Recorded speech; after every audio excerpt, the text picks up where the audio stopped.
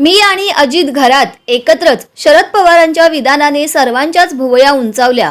राज्यात महायुती विरुद्ध महाविकास आघाडी असा रणसंग्राम तोंडावर असताना आता युती आणि आघाडी समोरासमोर येऊन ठेपली आहे.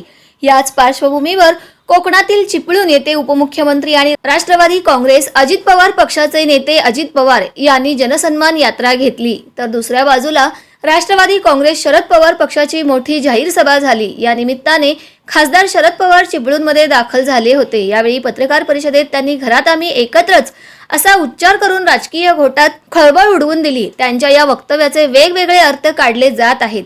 महाराष्ट्रात विधानसभेच्या निवडणुका अगदी तोंडावर आल्या आहेत, त्यामुळे आता राजकारण तापणार आहे.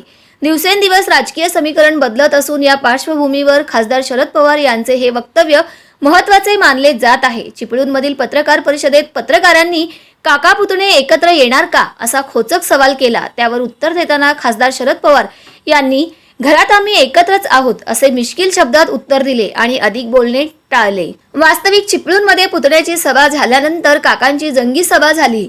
दोघांनी स्वतंत्र राष्ट्रवादी पक्ष स्थापन केले आहेत. दोन्ही पक्षांच्या वतीने न्यायालयात कायदेशीर लढाई सुरू आहे.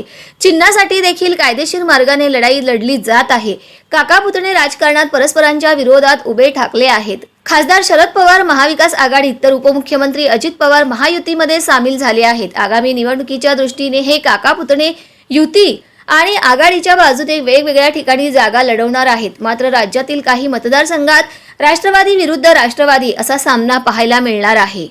यामध्ये बारामती बरोबरच चिपळूणमध्ये देखील राष्ट्रवादी विरोधात राष्ट्रवादी असा सामना रंगण्याची चिन्हे आहेत.